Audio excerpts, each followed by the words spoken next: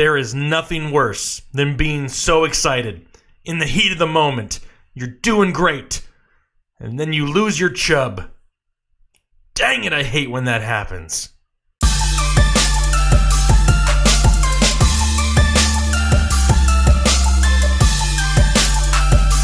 What is going on, Headliner Nation? Jake Fantasy Headliners. Hopefully you're all doing well out there. Welcome back to the Draft.com studios, where today we're talking running backs, starts and sits for Week 7. And we have a few studs that are on a bye week this week. Christian McCaffrey, Nick Chubb, James Conner. Not so much Ronald Jones because he's nowhere near a stud, but he's also on bye for the Buccaneers. Hopefully you aren't reliant on him, because if you are, your season's probably already over. But we're going to get into it here this week and find out, who can we trust, hopefully a little bit here in Week 7. Before we get into the numbers from how we did in Week 6, though, just a reminder, we're giving away $1,000, no fine print, no purchase necessary. All you have to do, go down in the description. There's a link to a video, and you click on that link. It's going to take you to another one of our videos where we say, hey, we're giving away $1,000. All you have to do is leave a comment on that video, and you're entered. Do not miss out on that opportunity. Drawing a winner on October 31st. Also, if you're into DFS, we have a DFS package that is absolutely killing it right now on Patreon. If you head over to Patreon, link is also in the description, and you want to get more, in-depth DFS analysis, since we can't do a whole lot of that on YouTube, we're absolutely killing it. Go check out all of our Twitter profiles. We're posting our winnings on a weekly basis, having a lot of fun with it. So if that's something you're interested in, by all means, head down below and check that out also. But for right now, let's see how we did last week in Week 6 for the running back position.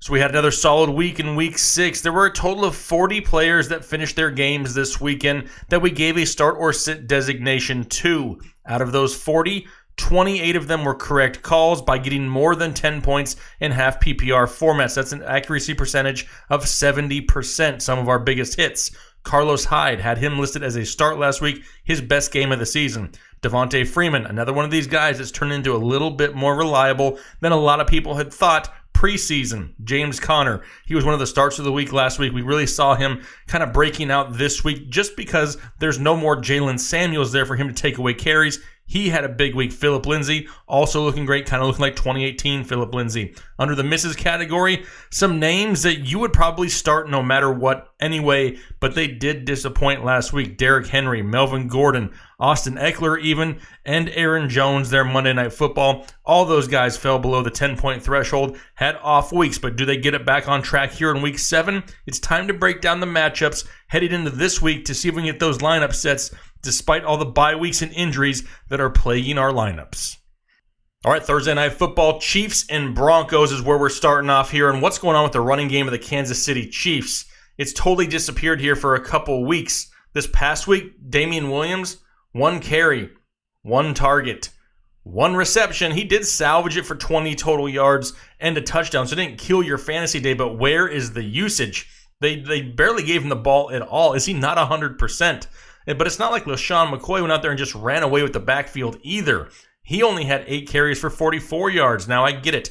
Game script kind of dictated this usage, and they kind of went away from the running game. I understand. But it seems like LaShawn McCoy at this point is the lead back of the Kansas City Chiefs. At least the volume is a little bit safer for LaShawn McCoy at this point. He's also number 1 in the NFL among running backs in yards created per carry with just over 2 yards, and is number 7 in the NFL among running backs with 5 goal line carries. In my opinion, he is the safer start here this week going up against the Denver Broncos, who allow on average 19.7 fantasy points per game.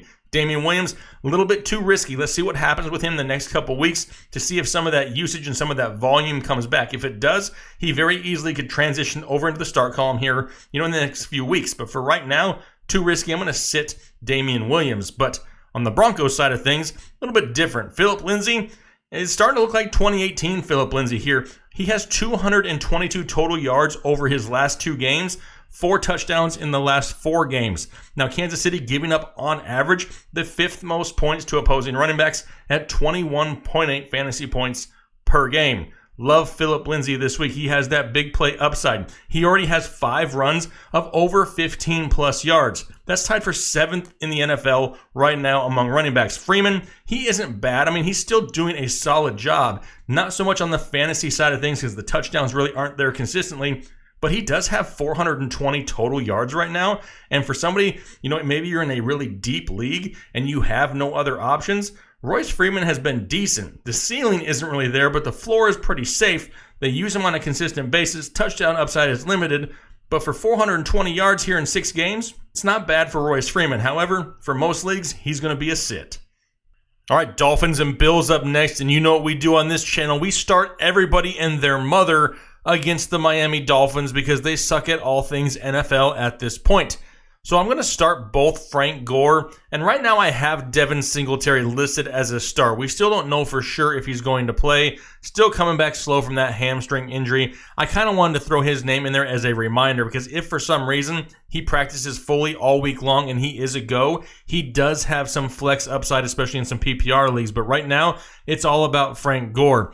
Gore hasn't had less than 16 touches in a game since week 1. They're definitely giving him the ball in Buffalo. Now listen to these stats. Over the last 4 games for Frank Gore, he's averaged 12.5 fantasy points per game. Not crazy, but consistent. He's also 3rd in the NFL among running backs in goal line carries with 6. And he's done all of that while facing the most stacked boxes out of any other running back in the NFL at 40% of the time. Frank Gore is definitely going to be a workhorse for this offense, but it really depends on Devin Singletary. If he does come back, he's going to eat into some of this volume. However, I do think that they're going to bring him along slowly. There's no need to rush him back, especially against the Dolphins, because the Dolphins will suck. It's just one of those things where, as time progresses, Devin Singletary could get more and more value in this offense. But for right now, Frank Gore, the safer play. Now, what about the Miami Dolphins side of things? We have Kenyon Drake and Kalen Ballage.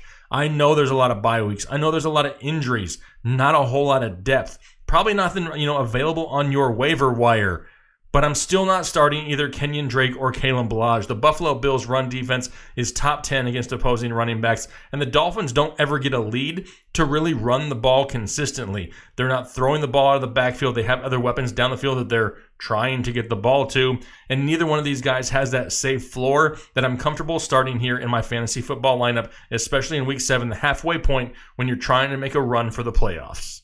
Jags and Bengals up next here, and I absolutely love Leonard Fournette here in Week 7 going up against the Cincinnati Bengals. Right now, Leonard Fournette ranks 3rd in the NFL in carries, 7th in targets among running backs, and 3rd in red zone touches with 23 so far. Leonard Fournette is a big part of this offense, and now he gets to a matchup against the Cincinnati Bengals, who give up the most points to opposing running backs in fantasy football at 28.8 fantasy points per game.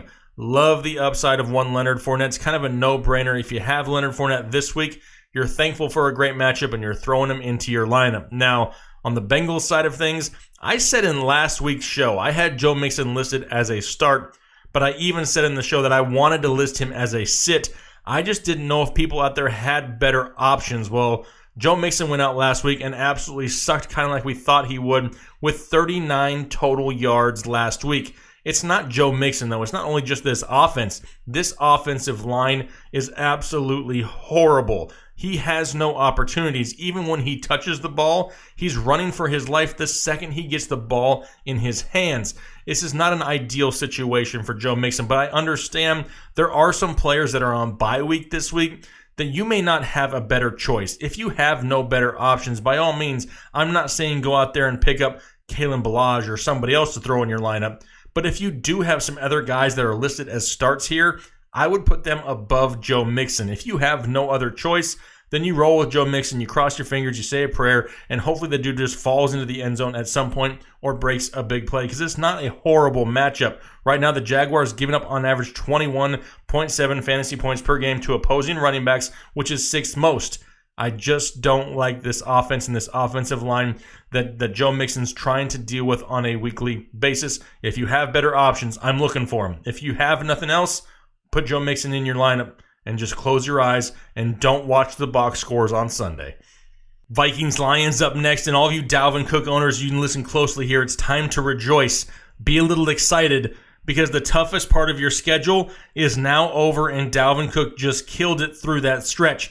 Even though he had his worst game of the season last week, he still managed to put up 12 fantasy points in half-point PPR scoring formats. Now, he has 6 touchdowns in 6 games. And the Lions, they're giving up 23.8 fantasy points per game to opposing running backs. I mean, heck, even Alexander Mattison may have some sneaky flex upside this week in some deeper leagues. Maybe you start multiple flex plays, whatever it may be. Alexander Mattison is somebody who I wouldn't be totally against throwing in, some of these deeper leagues, maybe even 14-team leagues, whatever it may be. He has some upside here this week.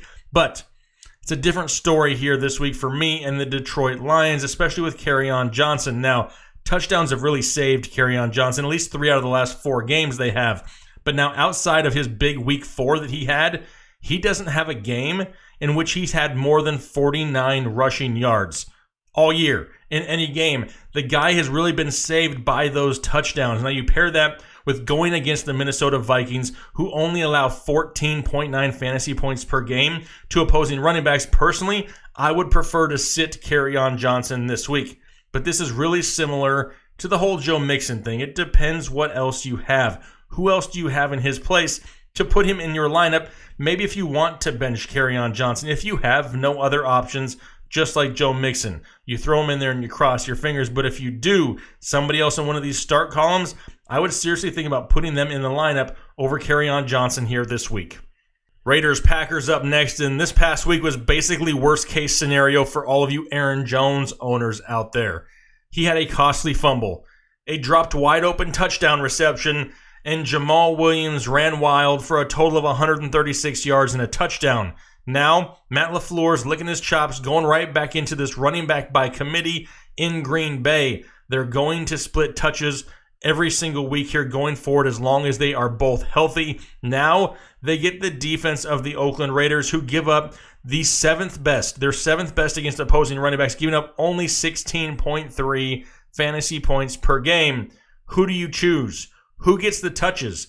Who gets the goal line carries? There's a lot of questions now in this backfield, and I don't think anybody can say with any certainty that they know who's going to get the ball on a weekly basis. So similar to Kerryon Johnson and Joe Mixon, if you got no better choices, you throw Aaron Jones in your lineup and you just cross your fingers. Am I quick to start Jamal Williams? Not really. I mean, he looked good last week at times, but neither one of these guys right now in week 7, I feel that I can start with confidence just due to the type of committee that they're going to be in. So hopefully you maybe have some better options. If you do, I'm thinking about them here in week 7. But what about the Raiders? They're coming off their bye week, and now Josh Jacobs gets to go up against the Green Bay Packers, who give up the 4th most points to opposing running backs at 23.4 fantasy points per game. Now, the 2 games prior to the bye week for the Raiders, Josh Jacobs had a total of 48 touches, which he turned into 251 total yards and 2 touchdowns. Huge games, especially the one that was in London against the Bears. Josh Jacobs looked great. He had the bye week to hopefully get healthy, get back to 100% health, and really lead this backfield going forward. Now, right now, Josh Jacobs is currently 10th in the NFL in yards created, evaded tackles, and rushing yards. He's going to be a start for us this week. It's a great matchup coming off the bye week. Josh Jacobs could definitely be one of these guys that has a very high ceiling in week 7.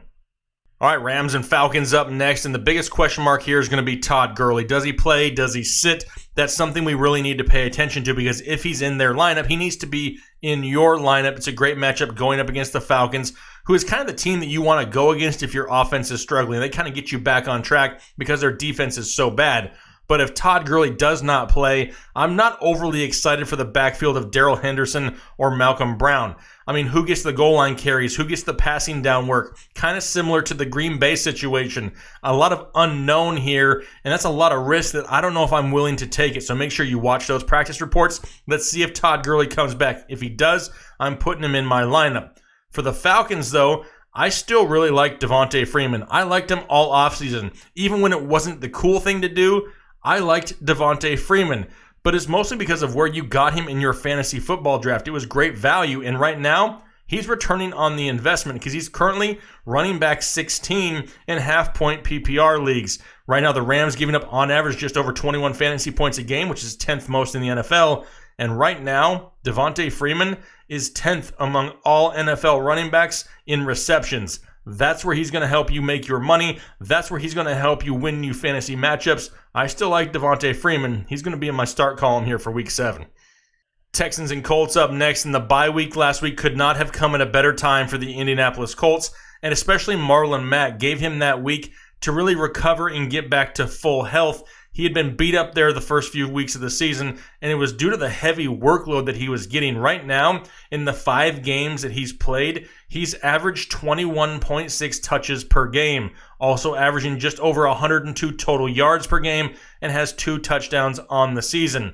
I mean, Houston only allows 18 fantasy points per game to opposing running backs, but Mack has no competition really for carries in this backfield. I still like him a lot, and he's definitely going to be a start for me here in week 7. Now, we also want to start Carlos Hyde of the Houston Texans. He's coming off back-to-back decent games for Carlos Hyde. He's averaging 15 fantasy points a game in his last 2. In the last 2 games, he's also had 20 touches in each of those weeks. He's 3rd in the NFL in goal line carries with 6 right now at the moment. And he's nothing flashy, right? He's not going to go out there and break huge runs or put up huge obnoxious numbers, at least huge rushing totals. But he gives you that safer floor if you're looking for a flex play, a bye week fill-in. Carlos Hyde is a great option. But right now, Indianapolis only gives up on average 17 fantasy points per game, and Duke Johnson is still waiting in the wings. I know there's a lot of people out there wanting to hate on Duke Johnson, but as of right now, Duke Johnson is top 10 in yards per touch, breakaway runs, juke rate, and yards created per carry. The guy does great when he gets the ball. He just doesn't get the ball enough, so until that happens, he's in my sit column. Niners and Redskins up next, and Adrian Peterson looked great last week, kind of recommitted to the run in Washington, but you got to consider who their opponent was last week, and it's a lot more difficult this week going up against the San Francisco 49ers, who only allow 8.9 fantasy points per game to opposing running backs. Under double digits to opposing running backs. That's second best in the NFL. Completely different story. The touches may be there this week for Adrian Peterson, but I'm not going to even think about throwing him into my lineup unless it's absolute desperation. Chris Thompson, still unclear whether he plays or not, dealing with a turf toe injury. Don't know for sure on his status, but even if he does, another one of these guys that I'm not overly excited to throw into my fantasy lineup. Now, on the San Francisco side of things, I'm keeping both Matt Breida and Tevin Coleman as flex plays basically from here on out. This offense, they're just built around the run. Now, Washington gives up the 8th most fantasy points to opposing running backs at 21.6 points per game, and San Francisco attempts 39 rushes per game. That is number 1 in the NFL. They're very committed to the running game, and that's going to happen on a weekly basis. There's so much volume. There's so much upside that both of these guys have that flex play floor on a weekly basis, but they also have low-end RB1, high-end RB2 upside just due to the amount of volume that they give these guys in this offense in San Francisco. Love both of them as flex plays, pretty much like I said, from here on out. Cardinals and Giants up next, and all you David Johnson owners, enjoy this while it lasts because they're going up against the New York Giants here this week, who give up on average just over 20 fantasy points a game to opposing running backs. But after this week for David Johnson, it gets ridiculously tough. We know he's been dealing with injuries here the past couple weeks, and then after this game with the Giants, he gets the Saints, the 49ers, the Buccaneers, and the 49ers. All 4 of those games against top 5 run defenses. Things could get a little ugly here moving forward for one David Johnson, especially if he's not 100% healthy. Plus, Chase Edmonds has some upside. They're going to start using him in this offense. He may not get the volume that David Johnson gets, but the upside is still going to be there. This kid seems to be the real deal. He's electric, and he can make things happen once the ball gets into his hands. If David Johnson is not 100%, I do expect to see Chase Edmonds go out there on a weekly basis and get right around that 10-touch mark. He can catch the ball out of the backfield, so he has that flex play upside, especially in deeper leagues. But the biggest question here, what about Saquon Barkley? There's big rumors that he could come back this week after missing 3 games. Now, the Arizona Cardinals give up on average 18 fantasy points per game, but that's kind of, a moot point at this point because if Saquon Barkley is playing, he's in your lineup. Now, he may be limited somewhat, but there's no other running backs on this roster that are worth owning, much less starting. If Saquon Barkley is out there, the kid looks great in practice, you're throwing him right back into your lineup and expecting a great game going up against the Arizona Cardinals. Chargers and Titans up, and Derrick Henry still remaining in that must-start category. even though he had a tough week 6 here last week. But now he's getting to go up against the Chargers, who just got taken advantage of by one James Conner, and the Chargers give up on average over 21 fantasy points per game to opposing running backs. Derrick Henry really doesn't have anybody to share with, and despite that poor outing in week 6, is still ranked inside the top 10 in the NFL in carries, touchdowns, breakaway runs, which are over 15 yards or more, and evaded tackles. If you have Derrick Henry, you're starting Derrick Henry. But for the Chargers, it's a whole lot of, what do we do in the backfield of Los Angeles? Did they get worse once Melvin Gordon came back? I mean, it's possible, I guess. I mean, he had no offseason, really. He's kind of getting back into the flow of things here on the fly. So I expected him to start a little bit slower, but this is almost borderline ridiculous. Right now, only averaging 2.5 yards per carry, and they get the Tennessee Titans defense, which is giving up, on average, only 16 fantasy points a game, 7th best in the NFL. More than anything, we thought that we could kind of rely on Austin Eckler, especially in PPR leagues. Heck, 2 weeks ago, he had 15 targets. Last week, though, what happened to Austin Eckler? Even he wasn't involved. Only had 3 carries for 14 yards, 3 receptions for 14 yards. I mean, I'm still going to stick with Eckler here. I think he's the safer play, especially in PPR leagues. But it's kind of similar to some of these other situations. If you have no better options, the ceiling is obviously there for Melvin Gordon. At some point, he's going to turn it around and have a big game. If you have no better options, you start Melvin Gordon. But until we see more consistency, I'm going to have a hard time myself throwing him over into the start column. I'd rather trust Austin Eckler at this point until Melvin Gordon can kind of get rolling here into the season. Saints and Bears up next, and despite the tough matchup, we got to stick with Alvin Kamara, right? No matter what, he's going to be in your lineup. He's a top, 3-4 pick, depending on your league. And even though he's not having those huge games on a weekly basis, he still has 649 total yards for you here and is top 3 in the NFL in receptions for running backs. So the floor is still there. He's still a very safe play. We just haven't seen those huge ceiling games that we're used to with Alvin Kamara in the past. Now, the Bears only allow 18.5 fantasy points per game to opposing running backs. But at this point, anything close to 18 points for Alvin Kamara is an absolute plus because we haven't seen him hit that number very many times. Latavius Murray will be involved at times, but not enough to really be a safe play. So we're starting Alvin Kamara. Now, for the Chicago Bears, to be completely honest, I'm not really interested in this backfield this week, partially because of the matchup. Now, the Saints, they have the 4th best defense against opposing running backs, giving up only 13.6 fantasy points per game. Now, at this point, David Montgomery, very touchdown dependent. Cohen hasn't even really been involved in the game. He hasn't had more than 49 total yards in a game yet here year to date. Neither one of these guys have that solid floor to really make it a safer play. They're both high risk at this point. I would think that maybe you have better options. Heck, you didn't have him last week. Maybe there's somebody else on your bench that you can throw in his spot. David Montgomery, though, needs to really get going and establish some more efficiency before we trust him on a weekly basis. Ravens and Seahawks up next, and there could be a lot of running in this game. Now, Chris Carson has 3 straight games with 20-plus carries. Also has 3 straight games with 100-plus rushing yards and has touchdowns in 2 of his last 3 games. Baltimore allows, on average, just under 20 fantasy points a game to opposing running backs, and Rashad Penny is still not 100% healthy. Right now, Chris Carson's kind of killing it. He's 4th in the NFL in red zone touches with 22 and 5th in the NFL in rushing yards. I mean, the guy is playing great here so far, and it's really something to do with, Rashad Penny not being involved. Chris Carson started the year off slow, had some fumbling issues, has corrected it since then, and is really being rewarded with the volume. Seattle right now runs the ball on average 32 times a game. That's 3rd most in the NFL. But it's kind of the same thing on the Baltimore side of the football, right? Mark Ingram has 7 touchdowns through 6 games. Baltimore, on average, runs the ball 37 times per game, 2nd in the NFL. Now, yes, a lot of that has to do with Lamar Jackson and his ability to scramble and get outside the pocket, but Seattle, on average, allows 18.6 fantasy points to opposing running backs, and this is definitely one of those games where Mark Ingram has that safer floor. I may not expect huge numbers, but the volume should be there in Week 7, and given the bye weeks and injuries, I would consider Mark Ingram one of the safer plays here in Week 7.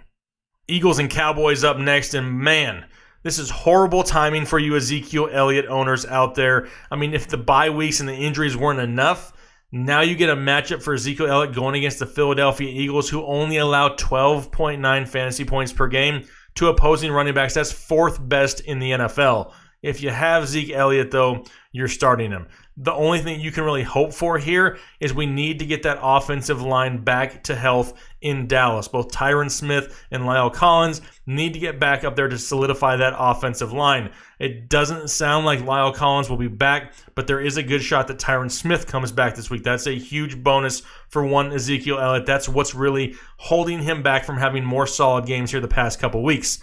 But what about Philadelphia? It's another one of those backfields that really makes you scratch your head. I mean, it's really hard to trust either one of these guys on a weekly basis. Dallas, they only allow 19.8 fantasy points per game to opposing running backs. Sanders, really more involved in the passing game, but doesn't see huge volume in the passing game. Jordan Howard, really touchdown dependent. I mean, heck, if you take out Jordan Howard's big week 4 performance, he hasn't had more than 62 total yards in a game yet. I mean, that one big game has really boosted him up the rankings as far as point totals and stuff go, but overall, he hasn't been very consistent. Let me ask you a question out there. If you had to start a running back, do you trust and depend enough on Jordan Howard right now, given the usage and efficiency, or Miles Sanders, either one of these guys? In my opinion, the answer has to be no. It's a huge risk to start either one of these guys. Maybe you have other options, maybe you don't. It's not a horrible matchup for these guys, but trying to pick and choose who's going to get maybe that only touchdown of the game makes this almost an impossible task to figure out which one it's going to be. Personally, I'm avoiding the backfield altogether of the Philadelphia Eagles. Monday Night Football, Patriots, Jets, and this is the last major hurdle for all you Le'Veon Bell owners out there, and this is a very, very tough one. I'm considering sitting Le'Veon Bell depending on what other options you have available. Right now, the Patriots only allowing 8.4 fantasy points per game, and I understand the argument that they haven't really had that tough of a competition up until this point. However, these teams already played each other back in week 3. What did Le'Veon Bell do that game? 63 total yards and the average of 8 fantasy points. Not an ideal matchup. You're really hoping for him to get more involved in the passing game to give you that safe floor. It is a risk this week, though. If you have better options, I'm considering it. If you don't, you're throwing Le'Veon Bell out there and hoping for the best in a very, very difficult matchup. On the Patriots side of the football, I'm going to start both Sony Michel and James White again, though. Sony Michel, last couple games, has averaged over 20 touches. The last 3 games right now, James White has 23 receptions. The Jets only on average give up right around 19 fantasy points per game, but with the loss of Josh Gordon, does N'Keal Harry start to get involved a little bit? Maybe Jacoby Myers? Maybe it's James White that sees a slight uptick in targets, and that's why I want to make sure that I start him also. He's probably more of the safer play, has the safer floor, especially in PPR leagues, if that's what you're in. But James White, in my opinion, along with Sony Michel, both going to be starts for me here in Week 7. All right, those are all my starts and sits here, Week 7 fantasy football for the running back position. I'm sure you disagree with some of them. We do every single week, and that's okay. We're not supposed to always agree. If we did, this show would be pointless for you to watch. If anything, I want this to be able to supply some perspective for you. So when you're making your decisions on your lineups, they're not my lineups, on your lineups, you have a little bit of something to go off of to maybe make that decision a little bit easier. That's the purpose of these shows, so hopefully that's what we're accomplishing out there. If you have any questions, comments, make sure you leave them down below. Hit that like button. Consider subscribing if you're new to the channel. We would love to have you in one of the best fantasy football communities there is out there. Everybody is involved in this community. It's a very positive community, and we're very thankful to have it. Hopefully you guys have a great rest of your week, and we'll talk to you later.